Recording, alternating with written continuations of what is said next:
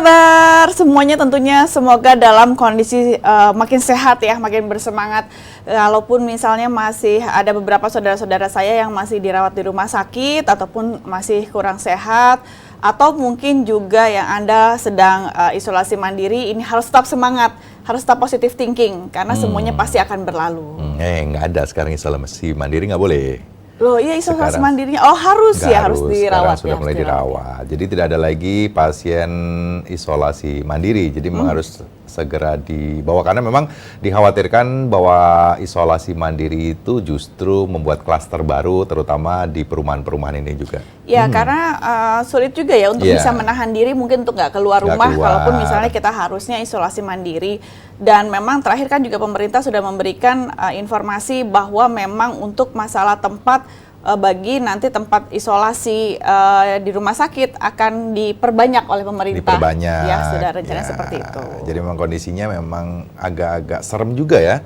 Dengan jumlah yang semakin banyak ini memang mengharuskan kita untuk semakin waspada, menjaga kesehatan, juga mengikuti protokol kesehatan. Lagi-lagi kita nggak akan capek-capeknya mengingatkan semuanya ya untuk tetap tapi berasa nggak Medi? Kayaknya kalaupun misalnya yang namanya virus itu sudah semakin dekat. Semakin dekat. Jadi kalau memang di perkantoran-perkantoran juga banyak yang tutup jikalau misalnya ada beberapa karyawan misalnya yang sudah terindikasi positif misalnya. Jadi memang kita harus lebih waspada, lebih jaga kesehatan lagi untuk bisa jangan tidak menggunakan masker, jangan mengabaikan kesehatan. Ini juga menjadi hal penting ya. Betul, kalau misalnya cerita pribadi saya adalah semakin dekatnya karena sudah ada beberapa saudara-saudara terdekat yang terkena ataupun pada saat hasil rapid testnya adalah positif ataupun hasil swabnya adalah positif. Nah ini berarti bahwa kalaupun sudah semakin dekat dengan keluarga terdekat yang sudah terjangkit ataupun terkena virus tersebut, kita yang memang masih sehat ini juga harus terus menjaga kesehatan dengan setidaknya memang rajin berolahraga juga, makan makanan yang bergizi, dan jangan lupa untuk vitamin. Tapi yang paling penting adalah berpositive thinking. Dan kalaupun misalnya pemirsa, kita semua juga wajib untuk melaksanakan yang namanya protokol kesehatan. Ingat, selalu jaga jarak, menggunakan masker, dan rajin mencuci tangan karena kebersihan ini memang lawannya si virus COVID tersebut ya. Bagus juga ya kalau bicara masalah bersih, selalu mencuci tangan ini hal yang dulu-dulu kita nggak pernah lakukan mungkin ya secara umum. Itu dia. Kita diajarkan, kita dipaksa untuk selalu menjaga kebersihan diri, terutama untuk juga menjaga kesehatan di lingkungan sekitar kita. Dan pemirsa, pada sore hari ini mengawali Suara Parlemen seperti biasa, kami akan memberikan berbagai informasi yang kami ambil dari beberapa headline media online yang terbit hingga saat ini. Untuk itu segera kami masuk dalam headline media online.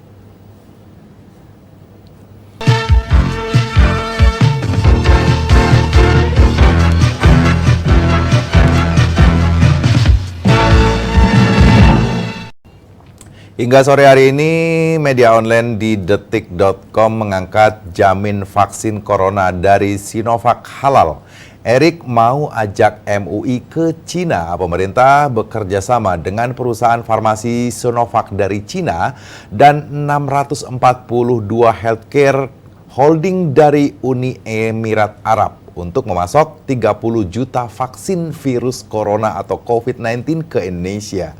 Kandidat vaksin corona dari Sinovac sendiri sudah diuji klinis kepada manusia di Kota Bandung, Jawa Barat pada 11 Agustus 2020 lalu, yang disaksikan langsung oleh Presiden Joko Widodo. Ketua Pelaksana Komite Penanganan COVID-19 dan Pemulihan Ekonomi Nasional sekaligus Menteri BUMN Erick Thohir memastikan bahwa vaksin dari negeri tirai bambu tersebut adalah halal.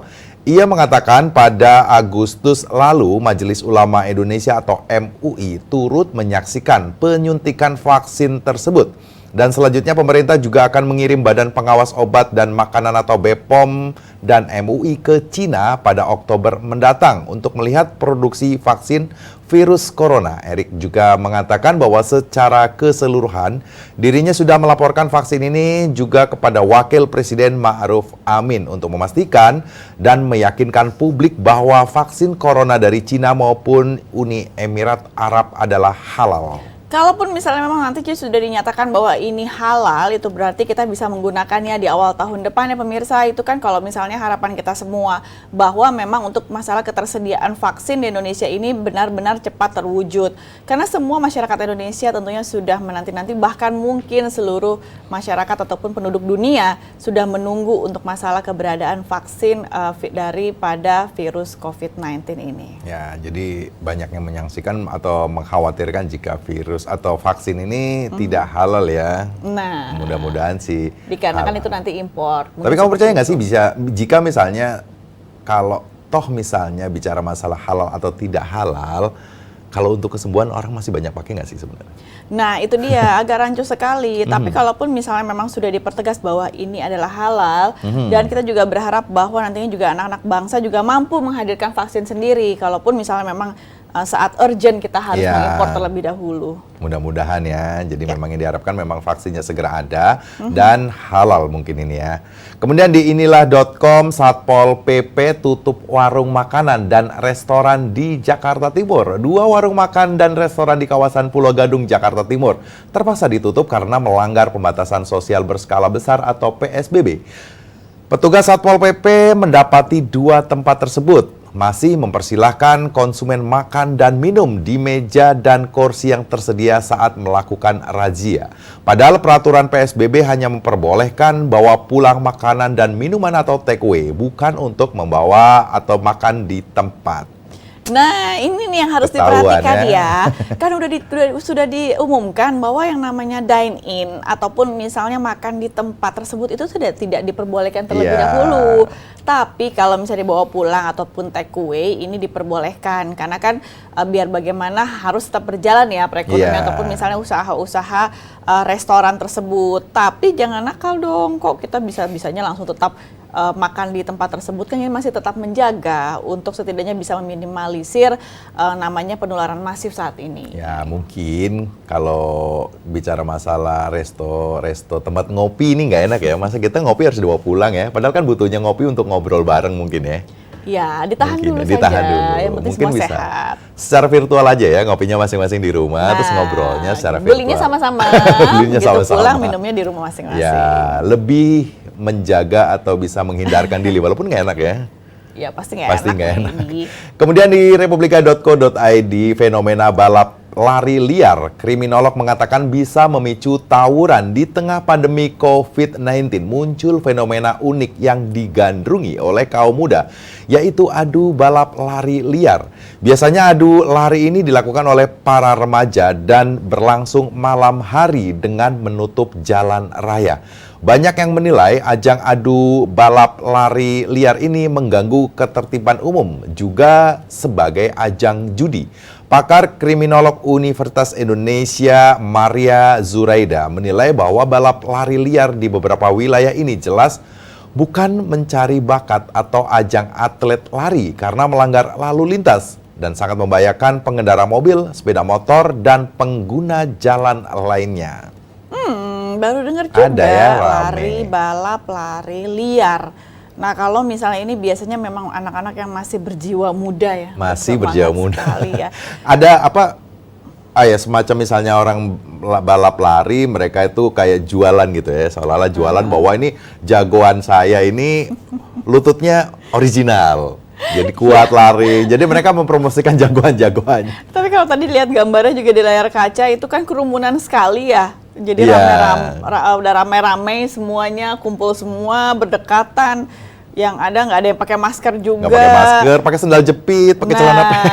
Udah deh, itu udah pasti, udah jelas lah. Seharusnya kan kita nggak bisa melakukan hal tersebut. Jadi ternyata ini masih banyak sekali yang masih nakal dan masih terus melanjutkan untuk masalah kebiasaan adanya balap lari liar tersebut. Ini harus dihentikan lah. Harus dihentikan, karena memang kalau kita lihat memang agak-agak unik juga sih ya dengan fenomena ada COVID ini. Orang kegiatannya tuh aneh-aneh, malam hari lari gitu kan dengan menggunakan sendal jepit, kadang-kadang tidak menggunakan alas kaki apapun, lari benar-benar lari di malam hari. Sudah lebih dari 6 bulan ya, kita terkungkung oleh virus COVID-19. Semuanya seperti membutuhkan hiburan. Sangat sekali membutuhkan hiburan. Tapi bukan berarti juga hiburan-hiburan yang kita butuhkan harus dilakukan dengan cara beramai-ramai. Setidaknya 5 orang berkumpul saja sekarang sudah ditegur, ya, sudah akan di razia bahkan bahasanya seperti itu. Begitupun juga apabila Anda tidak melakukan protokol kesehatan, melaksanakan protokol kesehatan, salah satunya menggunakan masker. Nah, ini juga akan mendapatkan sanksi tegas, ya. Dan pemirsa, kami akan jeda terlebih dahulu karena setelah ini kami akan membahas tema pada sore hari ini masih berkaitan dengan COVID-19. Jangan kemana-mana, masih bersama kami tentunya di Suara Parlemen.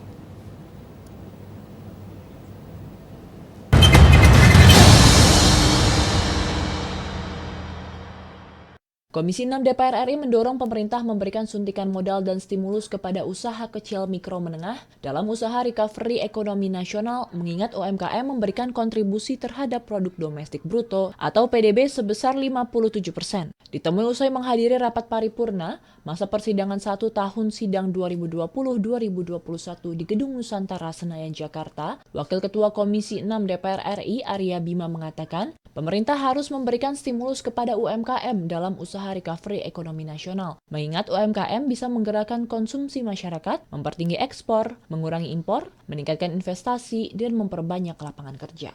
Recovery ekonomi itu akan kita lihat dari hal yang paling mendominasi terhadap PDB, ya, 57% PDB itu akibat dari UKM, ya. UKM, ya, bagaimana mempertinggi konsumsi, mempertinggi ekspor, mengurangi import, investasi, ya, lapangan kerja, itu semua adalah di UMKM dengan 57% pensuplai PDB. Arya melanjutkan, selain sektor UMKM yang harus digerakkan, sektor pertanian saat ini masih menjadi sektor yang positif untuk memulihkan ekonomi nasional. Dan kemudian di sektor titik tumbuh pertama di sektor pertanian, kita juga bantu usahakan supaya 26 triliun subsidi pupuk itu kita tambahkan supaya bisa mencapai tidak kebutuhan hanya RDKK. Dari Senayan, Jakarta, Mahir dan Dodi, TVR Parlemen melaporkan.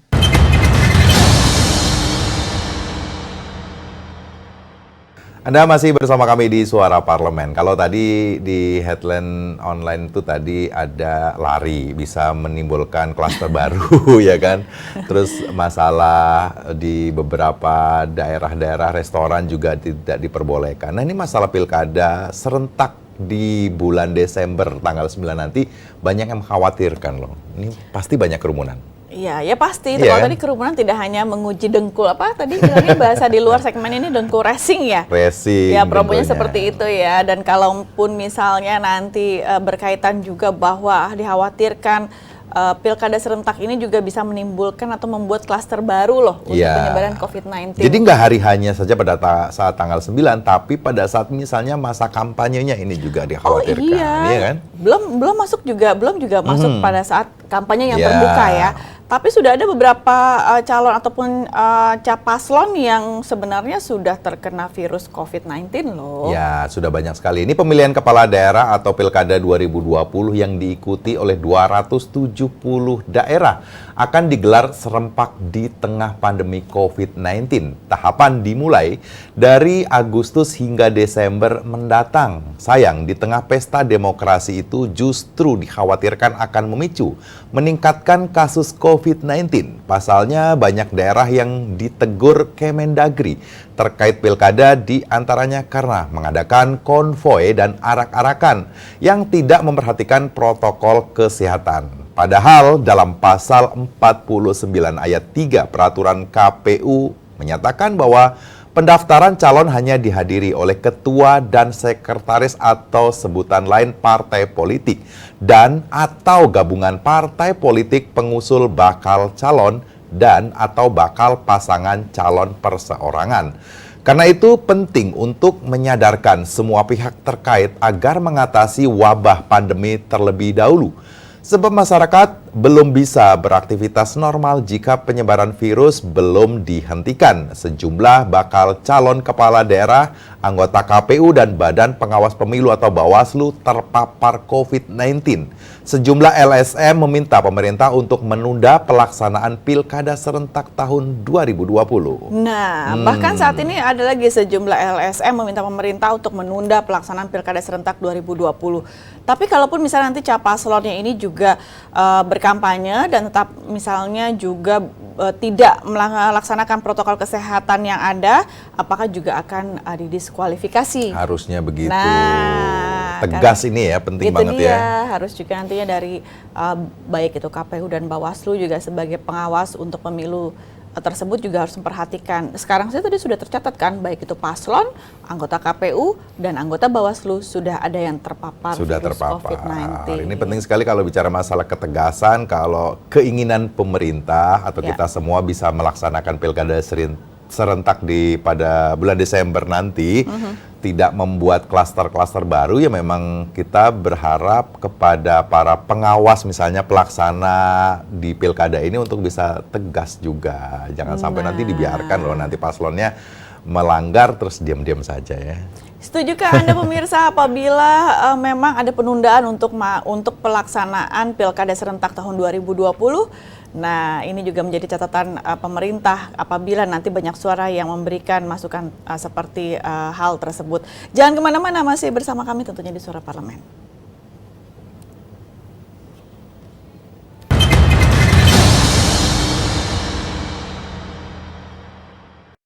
DPR RI mendorong pemerintah memulihkan ekonomi dan mencegah penyebaran COVID-19. Ditemui saat menghadiri rapat paripurna di gedung DPR RI Senayan, Jakarta, anggota Komisi 3 DPR RI Arteria Dahlan menyampaikan, DPR RI mendukung penuh politik anggaran yang dilakukan oleh pemerintah, meski dalam kondisi pandemi COVID-19. Arteria mendorong kementerian dan lembaga untuk proaktif dan bersinergi dalam mendukung berbagai kebijakan Presiden Joko Widodo terkait pencegahan penyebaran pandemi COVID-19 dan memulihkan ekonomi nasional melalui program PEN. Kenapa pemerintah menghadirkan nomenklatur anggaran yang kita katakan mungkin tidak familiar pada saat dilakukan di masa normal. Kami memahami betul dan kami juga mendukung penuh, walaupun kami cukup kritis dan memberikan banyak catatan, pada akhirnya kita mendukung politik anggaran yang dihadirkan oleh pemerintah Pak Jokowi. Meski kementerian dan lembaga telah terintegrasi dalam mencegah penyebaran COVID-19, namun Arteria mendorong komitmen kementerian dan lembaga dalam memastikan anggaran tidak hanya terserap, tetapi juga memberikan nilai manfaat bagi masyarakat. Dalam pembahasan APBN saat ini, ya, ini kan sudah clear and clean. Artinya apa? Sudah ada kesepahaman antara pemerintah, ya, antara juga dengan DPR terkait dengan tidak hanya program kerja, ya, tapi juga sampai dengan tahapan capaian kegiatan. Sehingga apa? Tolak ukurnya sudah jelas. Orientasi kemanfaatan publiknya juga sudah jelas. Di samping Pak Jokowi kali ini juga melibatkan seluruh institusi penegakan hukum. Helmi dan Ridwan, TVR Parlemen melaporkan.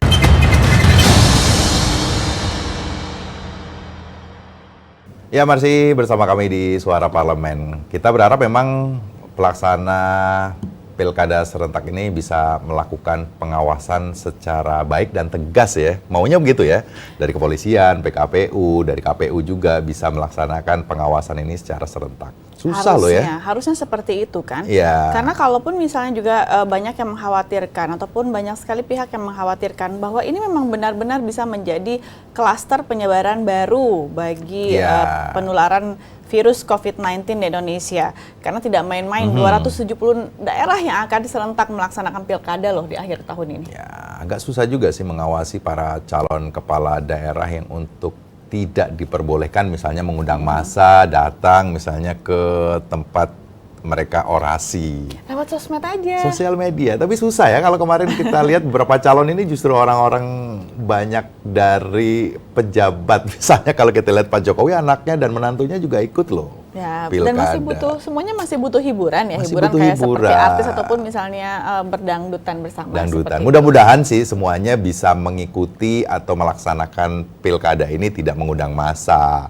Ini kalau suara dari DPR RI memang agak tegas juga ya, ini Pak Aziz Samsudin yang berharap bahwa proses pilkada serentak di tahun 2020 jangan sampai menjadi klaster penyebaran COVID-19, sehingga penyelenggara pemilu dan peserta harus dapat menerapkan protokol kesehatan secara ketat.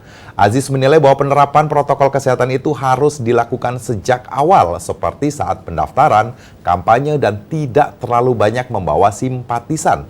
Aziz juga mendesak penyelenggara pemilu dapat membatasi jumlah pendamping bakal pasangan calon yang masuk saat melakukan kampanye.